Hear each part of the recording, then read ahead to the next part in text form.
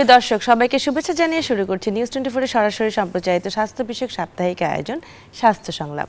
পুরো অনুষ্ঠান জুড়ে আপনাদের সাথে আছি আমি ডাক্তার তানিয়া আলম। প্রিয় দর্শক, আগামী 29শে সেপ্টেম্বর বিশ্ব হার্ট দিবস। এই উপলক্ষে আমাদের আজকের অনুষ্ঠানের বিষয় সুস্থ থাকুক আপনার হার্ট। এই বিষয়ে কথা বলার জন্য আমাদের সাথে আজ উপস্থিত আছেন অধ্যাপক doctor Mohammad Shahabuddin Talukdar, senior consultant হৃদরোগ বিভাগ এভারকেয়ার হসপিটাল, ঢাকা। দর্শক, অনুষ্ঠানটি সরাসরি সম্প্রচারিত হচ্ছে। আপনারা স্ক্রিনে দেখানো নাম্বারে ফোন দিয়ে প্রয়োজনীয় পরামর্শ নিতে পারেন। আসসালামু আলাইকুম স্যার। কেমন আছেন? ভালো আছি। ভালো আছি জি স্যার। স্যার, আগামী 29শে সেপ্টেম্বর তো বিশ্ব হার্ট দিবস। তো এই দিবসটা আমরা আসলে পৃথিবীর সব দেশের সাথে আমাদের দেশে পালন করা হয়। তো প্রতিবারই এই দিবসে একটা প্রতিপাদ্য থাকে, তো সেটা নিয়ে আসলে সারা বছর কাজ করা হয়। তো এবারের প্রতিপাদ্যটা একটু বলবেন। এবারের প্রতিপাদ্য মানুষকে উদ্বুদ্ধ করা, উৎসাহিত করা, তার নিজের হার্টের হেলথের সম্পর্কে সচেতন হওয়ার জন্য। জি, এটাই প্রতিপাদ্য। এর মানে হচ্ছে গিয়ে নিজের হার্টের যখন কেউ মানে টেক কেয়ার করতে পারবে, তাহলে তো দেখা যায় সবার হার্টই ভালো থাকবে। যদি প্রত্যেককে সবাইকে মানে এটাই উৎসাহিত করা, নিজের হার্টের হেলথ সম্বন্ধে সচেতন হোক। আচ্ছা স্যার, এমনিতে আমি একটু খুব সহজভাবে কিছু জিজ্ঞেস করি, যেটা সবার কাছে কমন কোশ্চেন। হার্টের ডিজিজগুলো কি কি? আমরা জানি যে হার্ট অ্যাটাক, এছাড়া হচ্ছে রিং পরানো, এছাড়াও তো অনেক ধরনের কিছু রোগ থাকে, কিন্তু আমরা কিন্তু মোটামুটি কমন হিসেবে দুটোই জানি। হার্ট অ্যাটাক হলে রিং পরাতে হবে, শেষ। এছাড়া ওপেন হার্ট সার্জারি, বাইপাস, এগুলো একটু পরের দিকে যাচ্ছে। তো এই বিষয়ে একটু বলবেন। দেখেন, হার্ট অ্যাটাক ইজ একটা হার্ট অ্যাটাক হলো হার্ট ডিজিজের একটা মানে ডিজিজ। হার্ট ডিজিজ অনেক রকম হতে পারে। তো হার্ট অ্যাটাকের যে রিং পরাতে হবে এমন কোনো কথা নাই, এটা মেডিকেল ম্যানেজমেন্টে হয়। রিং না পরায় হয়, আর সার্জারিও করতে হয়, রিং পরাতে হয়। যেমন মনে করেন একটা পেশেন্ট হার্ট অ্যাটাক নিয়ে আসলো, তার সাব ব্রাঞ্চে ব্লক আছে, অথবা একদম হার্টের রক্তনালীর নিচের দিকে ব্লক আছে, আমরা এটা মেডিকেল ম্যানেজমেন্ট রাখবো। অথবা সাইড ব্রাঞ্চে ছোটো ছোটো ব্রাঞ্চগুলো ব্লক আছে, ওই জন্য হার্ট অ্যাটাক হয়তো মাইনর অ্যাটাক হতে পারে, সেই জন্য রিং পরানো লাগে না। ডিপেন্ড করে ফাইন্ডিংসের উপরে, অ্যাঞ্জিওগ্রাম ফাইন্ডিংসের উপরে। আচ্ছা, এমনিতে স্যার এই যে আমরা বলি যে হার্ট অ্যাটাক হচ্ছে, যেটা হচ্ছে মানে খুব কমন জিনিস, তো আসলে জিনিসটা কি হয় একটা রোগীর যখন হার্ট অ্যাটাক হতে থাকে, তার আসলে হার্টে কি কি সমস্যাগুলোর জন্য হার্ট অ্যাটাকটা হয়? কি কি সমস্যা থাকলে হার্ট অ্যাটাক হয়? অনেকগুলো সমস্যা থাকতে পারে। একটা জেনেটিক প্রবলেম থাকতে পারে, যেমন মনে করো কারো যদি বাবা মা এবং বংশের হার্টের অ্যাটাক অথবা সাডেন ডেথ হয়, তার মনে করো 60% কেসে তার হার্ট সমস্যা হতে পারে। মানে 1918 সালে একটা ওয়ার্ল্ড হার্ট অর্গানাইজেশন একটা স্টাডি করছে, তাতে দেখা যাচ্ছে হার্ট অ্যাটাকের জেনেটিক প্রবলেম হলো 40 to 60%। দ্যাট মিনস যাদের বাবা মা আত্মীয় স্বজনের নেই, মানে জেনেটিক জিনের সাথে যোগাযোগ আছে, তাদের হার্ট অ্যাটাকের চান্স 40 to 60%। তার মধ্যে তারপর ডায়াবেটিস আছে, ব্লাড প্রেশার আছে, হাই কোলেস্টেরল আছে, স্মোকিং আছে, অ্যালকোহলিক আছে, তারপর খাদ্য অভ্যাসের সমস্যা আছে, ওবেসিটি আছে, atherosclerotic disease, congenital atherosclerotic disease আছে। এগুলো সব কিছু মিলে হার্টের একটা অ্যাটাক হতে পারে। Heart attack is one part of heart disease, is not only part.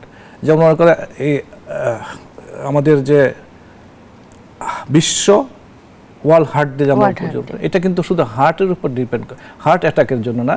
Cardiovascular, cardio means heart, vessel means ধমনী, সেই ধমনীতেও ডিজিজ হতে পারে। যেমন পায়ের ধমনীতে যদি ব্লক হয়, তার পাটা ফুল ব্যথা করবে, হাঁটলে ব্যথা করবে। অনেক সময় দেখা যায় গ্যাংগ্রিন হয়, কেটে ফেলতে হয়, কিন্তু আমরা কিন্তু এই ব্যাপারে সচেতন নই। রক্তনালী এখানে ব্লক হলে বারবার স্ট্রোক করতে পারে, ব্রেনে ব্লক হলে সেখানে স্ট্রোক করতে পারে, হার্টের অ্যানিউরিজম হলে রাপচার করে সাডেন ডেথ হতে পারে। সো কার্ডিওভাস্কুলার মিনস হার্ট এবং ভেসেল, এই ডিজিজকে নিয়ে প্রিভেনশন করার জন্যই কিন্তু বিশ্ব মানে ওয়ার্ল্ড হার্ট ডে পালন করা হয়। জি স্যার, এই যে বললেন যে কোনো ধমনী যেতে সেখানে ব্লক হয়ে গেলে, এই ব্লকগুলো সাধারণত আমরা জানি যে মানে ব্লকগুলোর কারণটা আমরা জানি। তো কি কি কারণে নর্মালি ব্লকগুলো হয়, যেটা স্মোকিং একটা আছে, এছাড়া আর কি কি কারণ হতে পারে? ডায়াবেটিস আছে, হাই কোলেস্টেরল আছে, হাই ব্লাড প্রেশার আছে, ওবেসিটি আছে, দেন মানে কিছু জেনেটিক ডিজিজ আছে, এট দ্য সেম টাইম এই যে অ্যাথেরোস্ক্লেরোটিক ডিজিজ সেগুলো আছে, কনজেনিটাল অ্যাথেরোস্ক্লেরোটিক ডিজিজও আছে, জন্মগতভাবে অ্যাথেরোস্ক্লেরোটিক ডিজিজও আছে। সেগুলোর জন্য ব্লক হয়, মানে কোলেস্ট্রল জমে ন্যারো হয়ে যায়, সাপ্লাই কমে যায়, হার্ট মানে হয় ব্লক। যেমন হার্টের পেইন যদি হয়, হাঁটলে বাড়ে। তেমন ভাবে পায়ের ব্লক যদি হয়, পায়ে হাঁটলে পা ব্যথা হবে, রেস্ট নিলে ঠিক হয়ে যাবে। তো it is just on sign of vascular disease. আচ্ছা, তো সেক্ষেত্রে দেখা যায় যে যদি মানে কোনো মানে ধমনীতে যদি এরকম ব্লক হয় যেটা হার্ট ছাড়া বাকি ধমনীগুলোতে, সেক্ষেত্রে চিকিৎসাটা কি? সেক্ষেত্রে এমনভাবে যদি আর্লি স্টেজ থাকে, আমরা কোলেস্টেরল ওষুধ কন্ট্রোল করে, ডায়াবেটিস কন্ট্রোল করে, ব্লাড প্রেশার কন্ট্রোল করে, স্মোকিং বন্ধ করে, ওভার অ্যালকোহলিজম বন্ধ করে, তারপরে লাইফস্টাইলটা চেঞ্জ করে, তারপর ওবেসিটি চেঞ্জ করে আমরা প্রথমেই এটাকে কন্ট্রোল করতে পারি। যখন দেখা যাচ্ছে একটা পেশেন্ট হাঁটতেছে, তার ব্লক হচ্ছে, হাঁটলে ব্যথা হচ্ছে, তার মানে ব্লকটা 70%+, তখন যে হয় হার্টের ধমনীর যেমন রিং পরানো হয়, এখানে রিং পরানো হয়, অথবা মেডিসিন ঠিক করা। এবং খুব বেশি হলে গ্যাংগ্রিন, যেটা মানে আমরা চাই না হোক, এই জন্য সচেতনতা বাড়ানোর জন্য, যে অনেক সময় দেখা যাচ্ছে গ্যাংগ্রিন হয়ে গেছে, টেরই পাচ্ছে না, পা ব্লক মানে হার্টের ব্লক মানে রক্তের ব্লকে গ্যাংগ্রিন হয়ে তখন কেটে ফেলতে হয়। তো আমরা ওই স্টেজে যেতে চাই না বলেই বিশ্ব হার্ট দিবস, কার্ডিওভাস্কুলার ডিজিজে সচেতনতার জন্য আমরা প্রতি বছর এই দিবসটা পালন করি। তার মানে আমাদের সাথে দর্শক আছেন একজন। দর্শক, আপনার পরিচয় দিয়ে প্রশ্নটি করুন। জি, আমি তামিম বলছিলাম। হ্যালো। জি, আমি তামিম বলছি। জি, আপনার প্রশ্নটি বলুন। জি, আমার প্রবলেমটা হচ্ছে আমার হাই কোলেস্টেরল আছে, আর হাই কোলেস্টেরলের কারণে আমি প্রতিদিন রসুয়া 5 খাচ্ছি। জি, আমার হাই কোলেস্টেরল আছে। জি দর্শক শুনতে পেরেছি, আপনি রসুভা 5 খাচ্ছেন।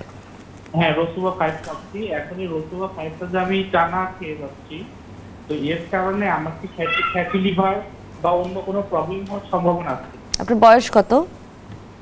আমার বয়স 30। 30। হাই কোলেস্টেরল আছে, আর কোনো সমস্যা আছে? প্রেশার? আর সমস্যা বলতে থাইরয়েড আছে।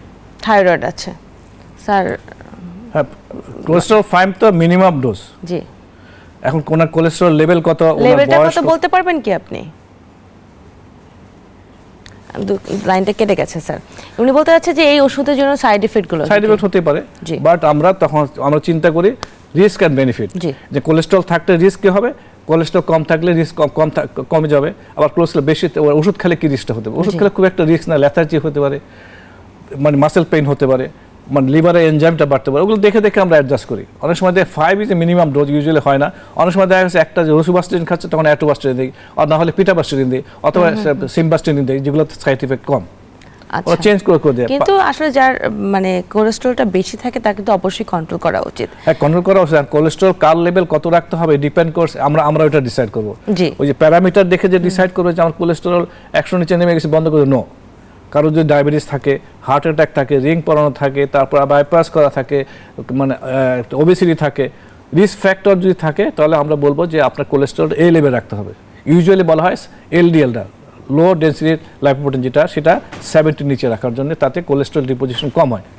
আচ্ছা, ডিপেন্ডস করবে আমাদের যারা কার্ডিওলজিস্ট যে দেখবে তার উপরে, এবং তার কোমরবিডিটির উপরে, কি কি ডিজিজ তার আছে। তো সেই ক্ষেত্রে একজন পেশেন্ট যদি কোনো ওষুধ খেয়ে থাকে, যেমন এই পেশেন্ট আমাদের রসুভা খাচ্ছেন, তা কতদিন পর পর কোলেস্টেরলটা চেক করা উচিত? ইনিশিয়ালি আমরা 2 মাস পর পর করি, তখন যদি কোনো সাইড এফেক্ট না করে, তারপর 6 মাস পর পর করে দেখি যে ডোজ বাড়াতে হবে, কমাতে হবে, অথবা ইন্টারমিডিয়েট একদিন পর পর দিতে হবে। ডিপেন্ড করে।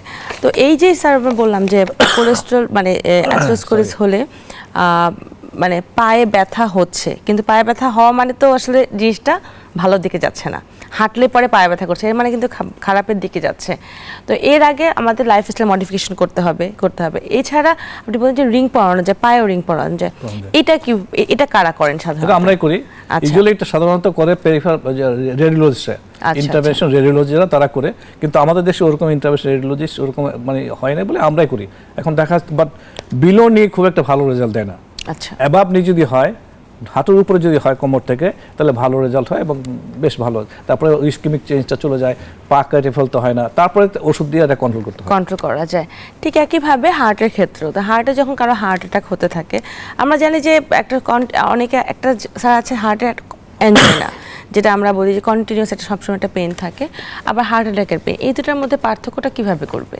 গ্যাস্ট্রিকের পেন আর angina as a typical pain হয়। জি, কম্প্রেসিভ টাইপ হবে, একদম চেপে ধরবে, স্কুইজিং মনে হচ্ছে চেপে ধরতেছে, হ্যাভিনেস ভার মনে হচ্ছে একটা বুকের মধ্যে বস্তা দিয়ে আসতেছে, সমস্ত বুক জোরে হবে, শোল্ডার রেডিয়েট করবে, হাত ঝিমঝিম করবে, গলা পর্যন্ত আসতে পারে। আর অন্যান্য যেগুলো যে গ্যাস্ট্রিক পেইন যেটা, সেটা সাধারণত খাবার সাথে, এবং এটা হাঁটাচলা করলে বেশি হবে, আচ্ছা, এক্সারসাইজ করলে বেশি হবে, মানে এগুলো উপরে নিচে করলে বেশি হবে, তাড়াহুড়া করলে বেশি হবে, আবার রেস্ট নিলে ঠিক হবে ইনিশিয়াল স্টেজে। আর অন্যান্য পেন হতে পারে, মাস্কুলার পেন হতে পারে, গ্যাস্ট্রিক পেন হতে পারে। সাধারণত আমাদের দেশে মানুষ যেটা ভুল করে গ্যাস্ট্রিক পেন না হার্ট পেন। গ্যাস্ট্রিক পেন সাধারণত একটা লোকেশনে হয়, বুকের মাঝখানে পেটের উপর দিকে হয় অথবা বুকের নিচের দিকে হয়। এটা বার্নিং টাইপ হয়, এটা পেইন টাইপ হয়। হার্টের পেন কিন্তু পেইন টাইপ হয় না, হার্টের পেনটা কম্প্রেস হয়, চাপ হয়, স্কুইজিং হয়, আমার চেপে আসতেছে, মনে হচ্ছে দমটা বন্ধ হয়ে আসতেছে, ঘাম হবে, শ্বাসকষ্ট হবে। কিন্তু গ্যাস্ট্রিকের পেন ওরকম হয় না। গ্যাস্ট্রিক পেন উপরে আসতে পারে, সাথে গলা তখন দেখা যায় গলার এখানে আসে এবং তিতো ভাব হয়, এবং শুয়ে থাকলে অনেক সময় বেশি হয়, আবার খাওয়ার সাথে বেশি হয়, খালি পেটে বেশি হয়। ডিপেন্ড করে, গ্যাস্ট্রিক পেন আর হার্ট পেন ডিফারেন্ট করা খুব ইজি। যদি কারো এরকম মনে হয় যে সে ডিফারেন্সটা করতে পারছে না, সেক্ষেত্রে অবশ্যই একজন পার্শ্ববর্তী কোনো কোয়ালিফাইড কার্ডিওলজিস্টের সাথে দেখা করতে হবে। তার কারণ হলো আমাদের একটা কার্ডিওলজির একটা রুল অফ থাম, বৃদ্ধাঙ্গুলের যে কোনো পেন এই থুতনি থেকে শুরু করে আম্বিলিকাস পর্যন্ত যদি হয়, মিডল্যান্ড যদি হয়, এনি পেন, সেটাকে এক্সক্লুড করতে হবে, যে আগে প্রমাণ করতে হবে এটা হার্টের পেন না। আচ্ছা, দেন ইউ গো ফর, মানে ক্যাস্টিক হতে পারে, ইসোফেজিয়াল হতে পারে, অন্য কোনো মাসেল পেন হতে পারে, জয়েন্ট পেন হতে পারে, মানে আপনার কার্টিলেজ পেন হতে পারে, সেটা অনেক পরে, কিন্তু হার্ট পেনটা আগে এক্সক্লুড করতে হবে, যেটা হার্টের না। সেক্ষেত্রে অবশ্যই যদি কারো এরকম ব্যথা হয় এবং কন্টিনিউয়াস হতে থাকে, তাকে একজন কার্ডিওলজিস্টের কাছে যেতে হবে, অথবা আশেপাশে কোনো মেডিকেল সেন্টারে যে কোনো ডাক্তার, কোয়ালিফাইড ডাক্তারের কাছে গেলে ওরা হবে, ইসিজি করে সে বুঝতে পারবে, আর একটা ব্লাড টেস্ট অথবা করে দেখতে পারবে যে তার কোনো সমস্যা হচ্ছে কিনা। একটা পেশেন্টের স্যার যেটা হয় যে আপনি বললেন যে আমি প্রথমে বললাম যে হার্ট অ্যাটাক মানেই রিং পড়াতে হয়, এটা কিন্তু আমাদের জন্য খুব কমন, আমরা মানে শুনতে পাই যে হার্ট অ্যাটাক হয়েছে রিং পরিয়ে দিয়েছে, কিন্তু সবাইকে রিং পড়াতে হয় না। সবার ক্ষেত্রে ট্রিটমেন্টটা এক একজনের ক্ষেত্রে ট্রিটমেন্টটা এক এক রকম। একটু আমাকে বলবেন যে একই পেশেন্টের আপনি একজনকে সাজেশন দিচ্ছেন যে আপনি মেডিকেল ম্যানেজমেন্টে যেতে পারছেন, কাউকে বলছেন আপনি এখন স্টেন্টিং করতে হবে, কাউকে বলছেন বাইপাস করতে হবে, এই ডিফারেন্সটা কিভাবে করা হয়? এটা ডিফারেন্স আগে একটু বলি যে অনেক সময় দেখা যাচ্ছে ব্লকেজ নাই। জি, আমরা তো হার্টের উপরে রক্তনালীগুলো দেখি, মাসেলের ভিতরে যে রক্তনালীগুলো ঢুকে সেগুলো কিন্তু দেখতে পাই না আমরা, সেটা দেখতে পাই না। কিন্তু ওই মাসেলে অনেক সময় দেখা যাচ্ছে আমি হার্টের করলাম, এনজিওগ্রাম করলাম, কোনো ব্লক নেই, কিন্তু দেখা যাচ্ছে তার পেইন হচ্ছে, টিপিক্যাল পেইন। তখন তার বুঝতে হবে যে হার্টের যে মাসেলের মধ্যে ছোট ছোট রক্তনালী গেছে ওখানে ব্লক আছে, ওগুলো আমি দেখতে পাই না, ওগুলো মেডিসিন দিয়ে ট্রিটমেন্ট করতে হবে, ওটা কোনো ট্রিটমেন্ট নেই। তো এখন যেটা বল যার কার বাইপাস করতে হবে, কার রিং পড়াতে হবে, কাকে মেডিকেল ম্যানেজ করতে হবে। মেডিকেল ম্যানেজমেন্ট আমি তো বললাম যে যদি 70% নিচে থাকে, মেইন আর্টারি যে আমরা লেফট মেইন বলি, সেখানে যে ব্লক না থাকে এবং 70% নিচে থাকে, সাধারণত আমরা বলি যে আপনি মেডিকেল ম্যানেজমেন্ট হয়। তার কারণ হলে যদি কারো কোলেস্টেরল জমে যদি 70% কাছাকাছি ব্লক হয়, কেন স্ট্রেসফুল কন্ডিশন, তার একটু স্পাজম হতে পারে, তখন তার হার্ট অ্যাটাক হতে পারে। ইউজুয়ালি আমরা ওখানে দেখার মতো অনেক জিনিস আছে, আমরা এফএফআর আছে, আমাদের আইবাস আছে, তখন আমাদের ক্যামেরা দিয়ে দেখি যে ব্লকটা কত পার্সেন্টেজ, ব্লকটা ফ্লো কি, ওগুলো দেখে আমরা ডিসিশন নিই টেবিলে যে রিং পরানো লাগবে কি লাগবে না। 70% নিচে হলে সাধারণত মেইন আর্টারিতে ব্লক না হলে আমরা রিং পরাতে বলি না, মেডিসিনে রাখি। আবার এদিকে দেখা যাচ্ছে মেইন আর্টারিতে ব্লক আছে 50% লেফট মেইন, তাতেও আমরা বলবো যে আমরা বাইপাস করে নেন আইডিয়ালি, বাট ওইখানে এখন রিং পরানো হয়, আমরা পড়াই, ভালো ভালো রিং আসছে, বাইপাসের মতোই রেজাল্ট দেয়। অনেক সময় দেখা যাচ্ছে তার টিপ এমন রক্তনালী ব্লক আছে যে কোথাও রিংও হবে না, বাইপাসও হবে না, মেডিসিন ছাড়া কোনো উপায় নেই, কারণ রিংয়ে তার মানে অপটিমাম রেজাল্ট হবে না, কমপ্লিট রিভাস্কুলেশন হবে না, বাইপাসও দিয়ে তারা কুল করতে পারবে না, কারণ এত ছোটো ছোটো এবং শুকায় গেছে রক্তনালীগুলো, বাইপাস হবে না। তখন আমার মেডিকেল ম্যানেজমেন্ট আরেকটাই হলো ছোটো ছোটো রক্তনালী ধমনীগুলো ব্লক আছে, সেখানে রিংও ঢুকবে না, বাইপাসও কোনো প্রয়োজন হবে না, মেডিকেল ম্যানেজমেন্ট। আর বাইপাস ইউজুয়ালি যেখানে আমরা সাধারণত বাইপাসে পাঠাতে চাই না আনলেস আমরা বাউন্ড হই, কারণ আমরা টাইম বাই করতে পারি। তো বাইপাস সাধারণত triple vessel disease, complex disease যদি থাকা হয়, তখন আমরা বলি যে bypass is the first option, but আমরা অপশন দিয়ে দিই যে আপনার রিংও পড়াতে পারেন, বাট রিংয়ের রেজাল্ট থেকে বাইপাসের রেজাল্টটা আপনার ভালো হবে।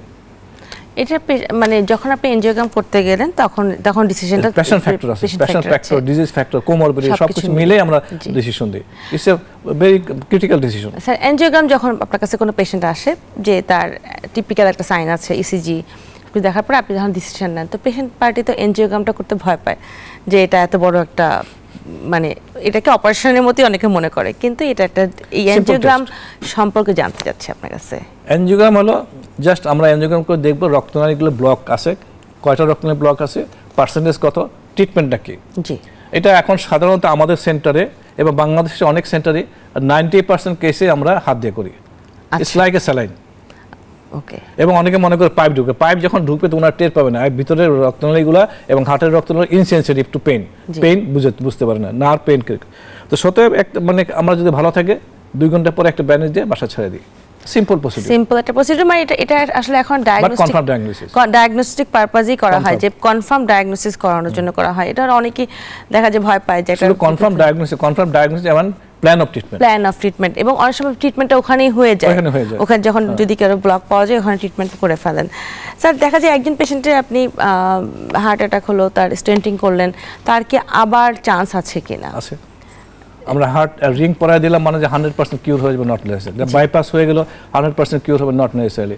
10 to 15% রিস্ক থেকেই যায়। সেই ক্ষেত্রে আপনি modification of the risk factor করতে হয়। মডিফিকেশন কি? ডায়াবেটিস থাকলে ডায়াবেটিসটা ওয়েল কন্ট্রোল করতে হবে, কোলেস্ট্রল কন্ট্রোল করতে হবে, লাইফস্টাইল চেঞ্জ করতে হবে সবচেয়ে বড়, আর ব্যায়াম করতে হবে। হার্টের সুস্থতার জন্য ব্যায়াম দরকার, সেটা করতে হবে। ব্লাড প্রেশারটা কন্ট্রোল করতে হবে এবং ওবেসিটি কমাতে হবে। At the same time other risk factor যদি থাকে সেই রিস্ক ফ্যাক্টর করে, এট দ্য সেম টাইম আপনাকে আমরা ওষুধ যেগুলো দিব সেগুলো খেতে হবে। যেমন ইনস্ট্যান্টলি আমরা কিছু কিছু ওষুধ দিই, blood thinner, dual blood thinner, যাতে করে রিংটা তো একটা ফরেন বডি, ওইখানে ফরেন বডির কাছে যখন ব্লাডটা যায় সে ব্লাডটা আটকে যায়, যখন থ্রম্বাস রক্ত ক্লট হয়ে রক্তনালী রিং বন্ধ করে দিতে হবে, সেই জন্য ওইটা খেতে হবে। অনেক করে কি ঠিক আছে এখন পেন নাই আর বন্ধ করে দিলাম, এরকম হয়। কোলেস্ট্রল ওষুধ বন্ধ করে দিল, ডায়াবেটিসটা ভালো কন্ট্রোল করলো না, সেই ক্ষেত্রে আবার হতে পারে, আবার হওয়ার চান্স থাকে। স্যার এই যে ব্লাড থিনারের কথা বললেন, ব্লাড থিনার সাধারণত কাদেরকে দেওয়া হয়? যারা রিং পড়ছে তারা ঠিক আছে, এমনিতে কি কোনো পেশেন্টকে দেওয়া হয় কি? ইউজুয়ালি আগে যেটা বলা হতো যে একটা কনসিস্টেন্স ছিল যে মানে যাদের ডায়াবেটিস আছে, বয়স বেশি, তার ব্লাড প্রেশার আছে, রিস্ক ফ্যাক্টর আছে, কোলেস্ট্রল আছে, তাদের একটা ইকোস্প্রিন দিয়ে দিই। এখন দেখা যাচ্ছে না, ইকোস্প্রিনটা দেখা যাচ্ছে অনেক সাইড ইফেক্টও আছে। আচ্ছা, যেমন ব্রেন হেমোরেজ, তখন ওরা জাজ করলো যে ওয়ার্ল্ড কনসেপ্ট জাজ করলো যে এটার বেনিফিট বেশি না রিস্ক বেশি। দেখা যাচ্ছে ইকোস্প্রিনটা যদি ডেফিনিট কোনো কজ না থাকে, যেমন হার্ট অ্যাটাক না থাকে, রিং না থাকে, বাইপাস না থাকে, স্ট্রোক না থাকে, ডিপ ভেন থ্রম্বোসিস না থাকে, তাহলে ইকোস্প্রিনটা সাধারণত আমরা ব্লাড থিনারটা দিতে চাই না, কারণ গ্যাস্ট্রিক আলসার হতে পারে। অনেক সময় দেখা যাচ্ছে ব্রেন হিমোরেজ হলে গ্যাস্ট্রিক আলসার হয়ে ম্যারিনা হয়ে কালো পায়খানা হয়, রক্তভাবে পেশেন্ট মারা যাচ্ছে শুধু একটা ইকোস্প্রিন জন্য। অতএব এটা জাস্টিফাই করি আমরা যখন ইকোস্প্রিন দিব কি দিব না। এখন আর আমরা ইকোস্প্রিন দেই না যদি কোনো risk factor, definite risk factor না থাকে। ডেফিনেট রিস্ক ফ্যাক্টরের মধ্যে কি, তার যদি হার্ট অ্যাটাক হয়ে থাকে, তার যদি রিং পরানো থাকে, তার যদি বাইপাস হয়ে থাকে, অথবা তার রক্তনালীর ভিতরে ভালভের ভিতরে হার্টের চেম্বারে যদি কোনো ব্লাড ক্লট থাকে, অথবা ডিপ ভেন থ্রম্বোসিস থাকে, এইসব ক্ষেত্রে আমরা বলবো যে হ্যাঁ আপনার ব্লাড থিনার খেতে হবে। আদারওয়াইজ ইউজুয়ালি আমরা প্রেসক্রাইব করি না। এখন প্রেসক্রাইব করা হয় না, এখন বলা হচ্ছে risk is more than benefit. G sir. Sir দর্শক আছেন আমাদের সাথে, দর্শক আপনার পরিচয় দিয়ে প্রশ্নটি করুন। ওয়ালাইকুম। ওয়ালাইকুম সালাম, কে বলছেন? আমি রাজশাহী থেকে মোহাম্মদ গিয়াস বলছি। জি, প্রশ্নটি বলুন। আমার হলো আমি 14 সালে বাইপাস করছি, আমাকে আমি ডেভিড সিটির ওখানে গেছিলাম, ওখান থেকে ওরা এনজিওগ্রাম করে বলছিল বাইপাস করতে হবে, তাই বাইপাস করতে আপনার ইউনাইটেড হাসপাতাল জাহাঙ্গীর কবিরের কাছে। জি। এখন এই যে একটু করে পেন টেন হচ্ছে, একটু হাঁটলে ভরা পেটে হাঁটলে একটু পেন হচ্ছে, এটার এখন কি উপায়? ওষুধ খাই আপনার হলো ভাস্টারেলেমা আর হলো নিটোকার্ড হলো 2.6 আর হলো রেমিল হলো 2.5 আর হলো ট্যাবেল হলো 20। এই ওষুধ কিনে আমার চলতেছে রেগুলার। ব্যথাটা কবে থেকে হচ্ছে? এখন দেখছি যে মাস 5-6 থেকে এরকম ব্যথা হচ্ছে, যে ওই হাঁটলে ভরা পেটে হাঁটলে মসজিদে যাইতে লেগে দুপুরে খাওয়ার যাইতে লাগলে ওই ব্যথা করে। আচ্ছা, দেখে এরকম হচ্ছে। কোনো পরীক্ষা নিরীক্ষা করেছেন, ইসিজি বা কোনো কিছু করেছেন? ইসিজি নরমাল আছে, এটাও সবই আছে, তাই বলছে রাজশাহী আপনার হার্ট বিশেষজ্ঞ যে আপনার জাহিদুল ইসলাম করেছি, উনি বলতেছে যে এটা এনজিওগ্রাম লাগবে, তাই বলতেছে। বুঝতে পেরেছি। স্যার কোনো প্রশ্ন আছে? ধন্যবাদ দর্শক, উত্তরটা আমরা বিরতির পর এসে দেব। স্যার কোনো প্রশ্ন আছে? উত্তরটা বিরতির পর এসে দেব। স্যার দর্শক আপনি আমাদের সাথেই থাকুন, আপনার এই প্রশ্নের উত্তর আমরা বিরতির পর এসে দিচ্ছি। ফিরছি ছোট্ট একটি বিরতির পর, স্বাস্থ্য সংলাপের সাথেই থাকুন।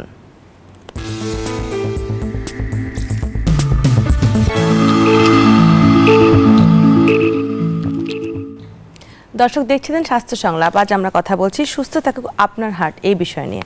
আমাদের সাথে আছেন অধ্যাপক ডাক্তার মোহাম্মদ শাহাবুদ্দিন তালুকদার। স্যার বিরতিতে যাবার আগে একজন দর্শক ছিলেন, উনি রাজশাহী থেকে ফোন দিয়েছেন, 2014 সালে বাইপাস করেছেন, তো এখন চেস্ট পেইন হচ্ছে, ওষুধের নামও বলেছেন, কি করা উচিত এখন? এখন ওনার যেটা হলো প্রথমে একটা ভুল কাজ করতেছেন, উনি ভরা পেটে হাঁটছেন। হার্টের পেশেন্টে ভরা পেটে হাঁটবেন না এবং ভরা পেটে শোবেনও না। 2 নম্বর জন্য যেহেতু 6 মাস থেকে হচ্ছে, 14 সাল থেকে এই পর্যন্ত ভালো ছিলেন, 6 মাস থেকে যে হচ্ছে সেহেতু এটা একটা প্রোগ্রেসিভ ডিজিজ এবং হার্ট এটা যে ইটস এ সাইন অফ রিব্লকেজ। ওনাকে অবশ্যই একটা অ্যাঞ্জিওগ্রাম করে দেখতে হবে। আচ্ছা, ওনাকে সাজেশনও দেওয়া হয়েছে মেডিসিন উনি যা খাচ্ছেন it's okay, but owner suggestion হলো, অ্যাডভাইস হলো একটা অ্যাঞ্জিওগ্রাম করে দেখতে হবে যে কোনো বাইপাস বন্ধ হচ্ছে কিনা। বাইপাস যদি একবার বন্ধ হয় যেটা খোলা যায় না, বাট যদি 70% 90% ব্লক থাকে বাইপাসটা খোলা যায়। আচ্ছা, মানে একবার বন্ধ হয়ে গেলে খোলা যায়, দেরি করাটা ঠিক হবে না। তার জন্য একটা অ্যাঞ্জিওগ্রাম করে দেখতে হবে যে কোনো বাইপাস ব্লক হচ্ছে কিনা অথবা নেটিভ রক্তনালীতে কোনো নতুন ব্লক হচ্ছে কিনা। আচ্ছা, এটাই জিজ্ঞেস করেছিলাম যে আসলে বাইপাস করার পরেও কিন্তু হতে পারে, যে কোনো কিছু করার পরে হতে পারে। স্যার, এই যে আমরা যেটা বলি ব্লক হার্টে, এটা ছাড়া আর কি কি রোগ থাকতে পারে হার্টের জন্য? হার্টের রোগ যদি তুমি বলো, হার্টের রোগ তো অনেক কিছু হতে পারে। Congenital heart disease, acquired heart disease, valvular heart disease, muscular heart disease, coronary artery heart disease, আর মানে পেরিকার্ডিয়াম হার্ট ডিজিজ। আচ্ছা, যে কনজেনিটাল হার্ট ডিজিজ তো একটা বিশাল বড় জন্মগতভাবে কিছু কিছু রোগ হয়, সেটা জন্মগত শিশুদের মধ্যে ধরা পড়ে। তোমরা যারা পেডিয়াট্রিশিয়ান যারা তারা আগে ডায়াগনোস করে ফেলে। জন্মগত কিছু অ্যাডাল্ট হার্ট ডিজিজ হয়, তার মধ্যে হলো হাইপারট্রফিক কার্ডিওমায়োপ্যাথি। আচ্ছা, হার্টের মাসেল ঠিক হয়ে যায়। আবার ডায়ালেটেড কার্ডিওমায়োপ্যাথি, হার্টের মাসেল হার্ট বড় হয়ে যায়। জি। Congenital conduction defect, arrhythmia, irregular heart rate, অথবা দেখা যাচ্ছে হার্ট যেখানে বিট 60 থেকে বেশি হওয়া হচ্ছে তখন বিট হচ্ছে, কনজেনিটাল ডিফেক্ট হচ্ছে এসি নোডে অথবা এবি নোডে, তার পেসমেকার লাগতে হবে, সাডেন ডেথ হয়। একটা কমন ডেথ যেটা হয় ব্রুগেডা সিনড্রোম একটা নামে আছে, হার্টটা জেনেটিক্যালি অ্যারাথমিক হয়, মানে ইরেগুলার হার্ট রেট হয়, এটা সাডেন ডেথ হয়। আচ্ছা, হঠাৎ করে মারা যায়। এবং hypertrophic cardiomyopathy patient sudden death হয়। এগুলো congenital heart disease. Congenital coronary artery ডিজিজও আছে, কনজেনিটাল ভালভ ডিজিজও আছে। এগুলোকে প্রথমে শিশু জন্ম হওয়ার পর থেকে এক্সক্লুড করতে হবে, চেক আপে রাখতে হবে যদি জেনেটিক তাদের প্রিডিসপোজিশন থাকে। এখন মাসেল ডিজিজ আছে, হাইপারট্রফিক কার্ডিওমায়োপ্যাথি বললাম, ভালভ ডিজিজ আছে। মোস্ট কমনের ভালভ ডিজিজ হলো রিউমাটিক ভালভুলার ডিজিজ। এটাকে আমরা ইজিলি প্রিভেন্ট করতে পারি এবং টেক কেয়ার করতে পারি। তারপরে জন্মগত ভালভ ডিজিজ আছে। অ্যাকোয়ার্ড হার্ট ডিজিজের মধ্যে, মানে অ্যাকোয়ার্ড হার্ট ডিজিজের মধ্যে সমস্ত ইম্পর্টেন্ট যেটা বললাম রিউমাটিক ভালভুলার ডিজিজ, আর যে coronary artery disease most commonest adult disease. তারপরে hypertension heart disease, diabetic heart disease, renal heart disease, kidney খারাপ হলে হার্ট খারাপ হয়, হার্ট খারাপ হলে কিডনি খারাপ হয়, ভাইস ভার্সা। অত এগুলার যদি এক কথায় বলো তাহলে করোনারি আর্টারি ডিজিজটা আমরা প্রথম প্রাধান্য দিই। বুঝতে পারি। স্যার, আমাদের সাথে দর্শক আছেন একজন। দর্শক, আপনার পরিচয় দিয়ে প্রশ্নটি করুন। জি, আমার নাম সালমা। জি, আসসালামু আলাইকুম। ওয়ালাইকুম সালাম। আমার নাম সালমা খাতুন। জি, আমি রাজশাহী থেকে বলছি। তো আমি 16 সালে হার্টে রিং করেছি। তো তারপর থেকে আমি চেকআপ করি, ওষুধ খাই, ওই এটিভি খাই, আগে 20 দিয়েছিল, এখন 10 দেয়, 10 খাই, আর ওই যে ইকোস্ট্রিন খাই দুপুরে। আর আমার ডায়াবেটিস আছে, শ্বাসকষ্টও আছে। যাই হোক, হাতটা, বাম হাতটা এখন খুব চিনচিন করে, মাঝে মাঝে এমন অসহ্য চিনচিন করে, মানে কাঁধের এখান থেকে এইটু, মানে আমি চুলে যে খোপা করা ওইটাই পারি না, হাতটা উঠাতে পারি না, এমন কষ্ট হয়। তা আমি মাঝে মধ্যে একটু মুখটা একটু আস্তে করে এরকম দিয়ে করি, তখন একটু আরাম হয়। তো এইটার জন্য আমি কি খাবো? আমি কি ভিটামিন তো খাই, বুঝছেন, ওই যে ক্যালসিয়াম ইত্যাদি, ওই যে এখন কি করব বলেন। আপনার বয়স কত? আমার বয়স এখন 65। আর ওয়েট কি? 65। ওয়েট কেমন আপনার? ওয়েট আমার 55-56 এর মধ্যেই থাকে। ওয়েট ভালো আছে। এখন বাম হাতটা তার মানে অবশ হয়ে যাচ্ছে। আপনার ডায়াবেটিসকে ধন্যবাদ আপনাকে ভালো একটা প্রশ্ন করার জন্য। হাতের ব্যথা ঝিনঝিন করলে অনেকে মনে করে হার্টের পেইন। অ্যাকচুয়ালি হার্টের পেইন না হয়ে আপনি যে ডিসক্রিপশন দিলেন, মোস্ট লাইকলি ডায়াবেটিস ইনডিউসড আপনার টেনোসেনোভাইটিস হয়েছে শোল্ডার জয়েন্টে, যেটা আপনি যখন চুল বাঁধতে পারেন না, তার মানে কি আপনার শোল্ডারের প্রবলেম। এটা যে শোল্ডারে যে একটা কাভারিং থাকে, আপনারা দেখবেন গরু কাটলে জয়েন্টের একটা সাদা একটা আবরণ থাকে, ওইখানে ইনফ্লামেশন হয়। এটা ডায়াবেটিক পেশেন্টদের বেশি হয়, আনকন্ট্রোল ডায়াবেটিক পেশেন্ট বেশি হয়। সেই জন্য আপনাকে ফিজিওথেরাপি দিতে হবে, ডায়াবেটিস ভালো নিয়ন্ত্রণ আনতে হবে। অ্যাট দ্য সেম টাইম একটা সার্ভাইকাল এক্সরে, একটা শোল্ডার একটা এক্সরে করে ভালো একজন প্রথম কার্ডিওলজিস্টকে যাবেন, কার্ডিওলজিস্ট আবার ফিজিক্যাল মেডিসিন রেফার করবে, এটা কিছু ফিজিওথেরাপি লাগবে, এক্সারসাইজ লাগবে, ডায়াবেটিস কন্ট্রোল লাগবে, এট দ্য সেম টাইম যদি ওদের ডায়েট ঠিক হয় না হলে একটা ইন্ট্রা-আর্টিকুলার ইনজেকশন দিবে। অথবা স্যার যদি আবার সার্ভাইকাল ডিস্ক প্রলাপস থাকে সেক্ষেত্রে আবার নিউরোলজিস্টের কাছে গেলে তার আসলে ফিজিওথেরাপি ট্রিটমেন্ট আছে, but most likely it is not heart, এটা হার্টের ব্যথা না। ধন্যবাদ দর্শক আপনার প্রশ্নের জন্য। স্যার আমরা জানলাম আপনার কাছে যে কত ধরনের হার্টের ডিজিজ হতে পারে। একটা আছে হার্ট, আমরা যেটা বলি যে হার্ট ব্রিক কমে যায়, তাদের ক্ষেত্রে মানে অনেকে ফিল করে, সেক্ষেত্রে কি বলা হয় এই ধরনের ডিজিজকে? এটাকে কন্ডাকশন ডিফেক্ট অ্যারিথমিয়া বলা হয়। অ্যারিথমিয়া বলা হয়। কি মানে যে পেশেন্ট ট্যাকিয়ারিথমিয়া হয়, হার্টের খুব বেশি হয়ে যায়, ইরেগুলার হয়ে যায়, সাডেন অজ্ঞানে পড়ে যায়, এটা ট্যাকিয়ারিথমিয়া। আর ব্যাডি মানে হার্ট রেট কমেও অ্যারিথমিয়া হয়, মানুষ মারা যেতে পারে। তো যে পেশেন্ট সে কি ফিল করবে সেক্ষেত্রে যাতে কমে যাচ্ছে? ড্রাউজি ফিল করবে, ডিজি ফিল করবে, syncope, chest discomfort, shortness of breath. আচ্ছা আচ্ছা, এটা সবাই ফিল করতে পারে। বাট সাধারণত যাদের হার্ট রেট কমে যায় তাদের যেটা আপনার এসি নোট বলি, এবি নোট বলি, complete heart block, 2:1 block, first degree heart block, movies type 1, movies type 2 heart block, এগুলো আমরা দেখে ডিসিশন নিয়ে পেসমেকার লাগবে কি লাগবে না। অনেক সময় দেখা যাচ্ছে ওষুধের জন্য হচ্ছে। যেমন আমরা কিছু ওষুধ দিয়ে পেশেন্টকে বলি আপনি 6 মাস পরে অথবা 4 মাস পরে 3 মাস পরে একটা ইসিজি করে নিয়ে আসবেন। ডিপেন্ড করে যদি বিটা ব্লকার দেওয়া হয় সাধারণত হার্ট রেট কমে যায়। দেখা যাচ্ছে হার্ট রেট কমে গেছে, ওনার ব্লাড প্রেশার ঠিক আছে, হার্ট রেট কমে গেছে, উনি কোনো টেরই পাচ্ছেন না, মাথা ঘুরে পড়েছেন, ওইটা ড্রাগ ইনডিউসড। ওকে।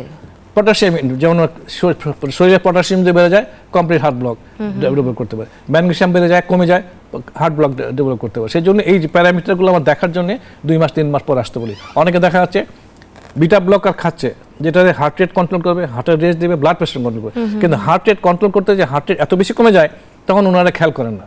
আসেন 6 মাস পরে, তখন যাচ্ছে অজ্ঞান হয়ে গেছে, বারবার অজ্ঞান হয়ে যায়, নিউরোলজিস্টের কাছে যায়, নিউরোলজিস্ট ফাইন্ড আউট করতে পারে না আসলে যে প্রবলেমটা হচ্ছে বিটা ব্লকার। ওষুধটা বন্ধ করলে আবার ঠিক হয়ে যাবে। ওকে, বুঝতে পারছো? এতে এই জন্য আমরা অনেক ফেস করি, দেখা যায় একটা পেশেন্ট আমরা বিটা ব্লকার দিয়ে ছাড়লাম, সে 6 মাস পরে আসলো না, 1 বছর পরে আসলো না, আসার পর না আসার মধ্যে হার্ট রেট কমে এত লো হয়ে গেল, অজ্ঞানে পড়ে গেল, যায় নিউরোলজিস্টের কাছে, সিটি স্ক্যান করে, ব্রেন করে, এমআরআই করে, কিন্তু কিছু পাওয়া যাচ্ছে না, কিন্তু রুট কজ হলো বিটা ব্লকার। ওকে, তো এক্ষেত্রে আসলে যখন মানে ফলো আপটা মেইন, এই ফলো আপটা করতেই হবে। এই যে এবারে প্রতিপাদ্য সেরকম যে নিজের হার্টের যত্ন নিতে হবে, যত্নের জন্য তো যা যা করা দরকার, সাথে যদি হার্টের ডিজিজ হয়ে থাকে রেগুলার ফলো আপও করতে হবে। স্যার এই ক্ষেত্রে দেখা যায় যে অনেক সময় আপনারা পেসমেকার বসান, পেসমেকারটা কখন বসানো হয়? পেসমেকারের জন্য অনেকগুলো ইন্ডিকেশন আছে। তো সাধারণত আমরা সিমটোমেটিক যদি হয়, ব্র্যাডিকার্ডিয়া হয়, জি জি জি, যেমন হার্ট রেট কমে গেছে, 40 নিচে হয়ে গেছে, জি, পেসমেকার তো অনেক রকম, সিম্পল পেসমেকার আছে, আইসিডি আছে, সিআরটিডি আছে। একটা সিম্পল পেসমেকার হলো যেটা ব্র্যাডিয়ারিথমিয়া প্রিভেন্ট করে, ব্র্যাডিয়ারিথমিয়া হার্ট রেট কমে গেলে সে অনেক কারণে কমতে পারে, কমে যাচ্ছে কিন্তু কোনো কিছুতে কোনো কজ খুঁজে পাচ্ছি না, ওনার বারবার উনি অজ্ঞান হয়ে যাচ্ছে, তখন আমরা পেসমেকার লাগাই একটা জায়গায় ফিক্স করে দিই, হার্ট রেটটা 60 ফিক্স করে দিই, অন ডিমান্ড 60 নিচে কমে গেলে হার্ট পেসমেকার কাজ করবে। ওকে, আচ্ছা, এটা সিম্পল পেসমেকার। আর তো দেখা যাচ্ছে ইরেগুলার হার্ট রেট হচ্ছে, খুব বেশি হার্ট রেট, আর ইরেগুলার হার্ট রেট হচ্ছে অজ্ঞানে পড়ে যাচ্ছে, ভিটিবিএফ হচ্ছে অথবা ভিটিবিএফ মেনলি, তখন দেখা যাচ্ছে আমরা আইসিডি লাগাই, তখন আর সিম্পল পেসমেকার কাজ করবে না। অনেকের হার্ট রেট কমে গেছে, হার্টের পাম্পিং কমে গেছে, তখন সিআরটিডি লাগাই। সিআরটিডি মানে এটা পেসমেকারও কাজ করবে, পাম্পিংও কাজ করবে, শকেরও কাজ করবে, মানে একসাথে সবকিছু ডিপেন্ড করবে আসলে পেশেন্টের অবস্থা কোনটা লাগবে। আচ্ছা স্যার, আমরা আরো কিছু কথা বলবো, এটা বিরতি নিয়ে আসি। ফিরছি ছোট্ট একটা বিরতির পর, স্বাস্থ্য সংলাপের সাথেই থাকুন।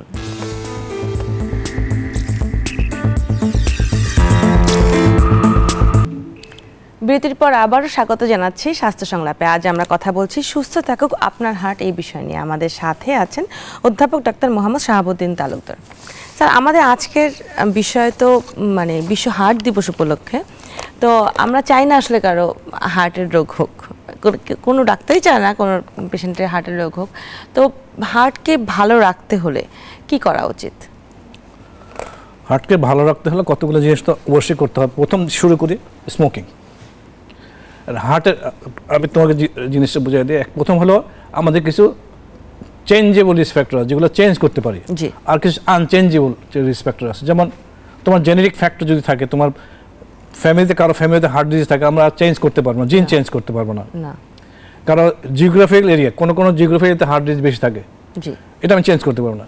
মেল সেক্স চেঞ্জ করতে পারবো না, বয়স চেঞ্জ করতে পারবো না, এটা চেঞ্জ করতে পারবো না। অতএব যেটা চেঞ্জ করা যাবে যেটাকে আমরা অবশ্যই চেঞ্জ করবো। যেমন স্মোকিং বন্ধ করতে হবে, ওবেসিটি বন্ধ করতে হবে, কোলেস্টেরল বেশি থাকলে নিয়ন্ত্রণে আনতে হবে, ডায়াবেটিসটা নিয়ন্ত্রণে আনতে হবে, ব্লাড প্রেশারটা রেগুলার মনিটর।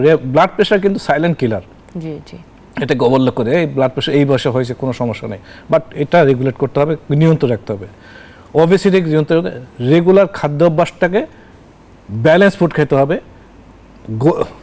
মাংস আমার খাই প্রতিদিনই পারলে, অতএব মাংস কম খেতে হবে, রেড মিট কম খেতে হবে, মাছ সবজি বেশি খেতে হবে, সবজির মধ্যে গ্রিন ভেজিটেবল বেশি খেতে হবে, এবং প্রসেসড ফুডটাকে অ্যাভয়েড করতে হবে। প্রসেসড ফুড এবং যেগুলো বাজারজাত করে বিক্রি হয় ওগুলো অ্যাভয়েড করতে হবে। আর রেড মিট খেতে পারো, রেড মিট সপ্তাহে একদিন খাওয়া যেতে পারে, বাট পরিমাণ মতো।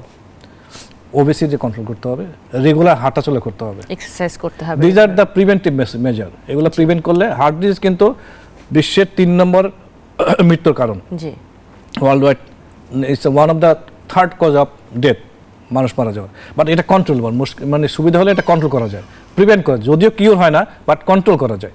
আচ্ছা, সো এগুলো যদি আমরা কন্ট্রোল করি 50% কেসে আমরা হার্ট ডিজিজটা কন্ট্রোল করতে পারবো। জি, এখন দেখা যায় যে জন্মগত হৃদরোগ অনেক বাচ্চাদের পাওয়া যায়, এটা কি প্রিভেন্ট করার কোনো ওয়ে আছে কিনা? আচ্ছা, প্রিভেন্ট তো করতে পারবো না, জিন উই ক্যান চেঞ্জ জিন। হ্যাঁ, জিন কতগুলো জিন ক্যারি করে সেই হার্ট ডিজিজ মাদারের কাছ থেকে ফাদারের কাছ থেকে জেনেটিকের ক্যারি করে। অতএব যেটা করতে পারি আমরা, সেটা বাচ্চা জন্ম হওয়ার পরে কিছু কিছু টেস্ট করে নিতে পারি। এমনিতে আলট্রাসোনোগ্রাম অ্যান্টিনেটাল ডায়াগনোসিস হিসেবে এটা কি ধরা পড়ে কিনা? হ্যাঁ, সেটা আমরা চেঞ্জ করতে পারবো, সেটা অনেক সময় অ্যাবর্শন করে ফেলে। যদি ধরা পড়ে, বাচ্চা যদি আপনার ডেডলি কনজেনিটাল হার্ট ডিজিজ হয়, বাচ্চা হওয়ার পরে মারা যাবে, তাহলে সেই পেশেন্ট অনেক সময় এটা কন্টিনিউ না করা উচিত। আর অন্য ক্ষেত্রে যেগুলো ধরা পড়ে না, কিন্তু ধরা পড়ে না, সেটা অবশ্যই বাচ্চা হওয়ার পরে একটা ইকো করতে হবে, একটা ইসিজি করতে হবে, একটা এক্সরে টেস্ট করতে হবে। জেনেটিক ডিএনএ স্টাডি আছে, বাট খুব রেয়ার, আমাদের দেশে হয় না। জি, এবং পৃথিবীর খুব কম জায়গায় হয়। ওগুলো করে হয় যেটা মানে বাচ্চা যখন ইয়াতে ওমে থাকে তখন হয়তো টার্মিনেট করতে পারে করে আর কি। বাট একটা ইকো ইজ মাস্ট। দেখা যাচ্ছে একটা মানে হার্টের থাকে, ছিদ্র থাকে, এটা আপার পোর্শন থাকে, লোয়ার আপার থাকে এএসডি বলি, নিচে থাকলে বিএসডি বলি।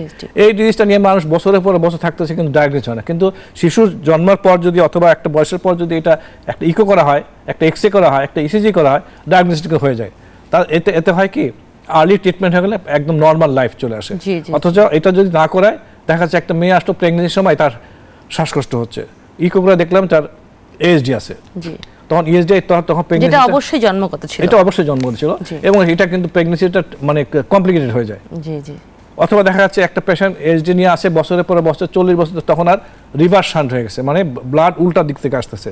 সাধারণত অক্সিজেনেটেড ব্লাড তো ডিঅক্সিজেনেটেড ব্লাড সাথে মিশে যায়, মিশে গেলে তখন আর অপারেশন করে লাভ হবে, মানে লাংসের প্রেশার বেড়ে যায়, তখন অপারেশন করে কোনো লাভ হবে না। অথবা এটা আগে ট্রিটমেন্ট করলে, আগে ডায়াগনোস হলে নতুন লাইফ লিড করতে পারে। কিন্তু এখনো তো আমাদের দেশে সব জায়গায় একটা বাচ্চা হওয়ার পরে ইকো সিস্টেমটা নেই, সেক্ষেত্রে কি করা উচিত? এটা এনকারেজ করা উচিত, মোটিভেট করা উচিত পেডিয়াট্রিশিয়ানদের, এবং পেডিয়াট্রিশিয়ানদের পেডিয়াট্রিশিয়ানের কাছে একটা বাচ্চা অবশ্যই যায়, হ্যাঁ, যবে তাদেরকে একটা করা উচিত যে অ্যাটলিস্ট একটা ইকো করে ফেলি, ইকো করে। কারণ যেটা বললেন স্যার, যে এসডি হয়তো বা ধরাই পড়েনি, সে বড় হয়ে গেছে, সে আবার প্রেগন্যান্সিতে চলে গেছে, তো সেক্ষেত্রে তো তার কোনো সিমটম কি থাকার কথা ছিল? হ্যাঁ, সিমটম থাকে, অনেক সময় সিমটম ছোট এজে তাহলে কোনো সিমটম থাকে না, বাট সিমটম যেটা হয়, শ্বাসকষ্ট হয়, ঘন ঘন কাশি হয়, ঘন ঘন শ্বাসকষ্ট হয়, হাঁটতে গেলে হাঁপায় যায়, বুক ধরপড় করে, এগুলোই মানে নর্মাল আসে। বাট যখন একদম দেখা যাচ্ছে একটা ইউজুয়ালি এএসডি যেটা হয়, medium size, small size ASD সাধারণত 40-এর পরে ধরা পড়ে, এবং কোনো মেয়েদের যদি থাকে প্রেগন্যান্সির সময় ধরা পড়ে। সো এটা আগে ট্রিটমেন্ট করা যায়, যদি একটা ইকো করা যায়, ইকো করলে আমরা ট্রিটমেন্ট করি। এখন তো এএসডির জন্য আর ওপেন করতে হয় না, একটা ছাতা আমব্রেলা লাগাই দিলে, পেশেন্ট যেভাবে অ্যানজিওগ্রাম করি, পা দিয়ে একটা আমব্রেলার মতো ছাতা লাগাই দিলে চিত্রটা বন্ধ হয়ে গেলে নর্মাল লাইফ। সো মানে মিনিমাম ইনভেসিভ প্রসিডিউর। এখন আর ওপেন হার্ট করে, ওপেন বাইপাস করে, অথবা ওপেন চেস্ট ওপেন করে আর এএসডি করতে হয় না, যদি সুইটেবল কন্ডিশন থাকে। আচ্ছা স্যার, আমার অনুষ্ঠান একদমই শেষ পর্যায়ে চলে এসেছে, আপনি খুব সংক্ষেপে বিশ্ব হার্ট দিবস উপলক্ষে কিছু বলবেন? আমি বিশ্ব হার্ট দিবস অবশ্যই বলবো, হার্ট একটা, এটা স্টপ, এভরিথিং স্টপ। সো নিজস্ব হার্টের সম্বন্ধে নিজে সচেতন হন, যত্ন নিন, সুস্থ রাখুন, নিজে সুস্থ রাখুন, অপরকে সুস্থ রাখার জন্য আপনারা সহযোগিতা করুন। জি স্যার, আপনাকে অনেক ধন্যবাদ আমাদের অনুষ্ঠানে এসে দর্শকদের প্রয়োজনীয় পরামর্শ দেওয়ার জন্য। ধন্যবাদ আপনাকে। দর্শক দেখছেন স্বাস্থ্য সংলাপ, আজ এখানেই শেষ করছি। আশা করি আগামী অনুষ্ঠানে আবারও দেখা হবে অন্য কোনো বিষয় নিয়ে। সে পর্যন্ত ভালো থাকবেন, সুস্থ থাকবেন।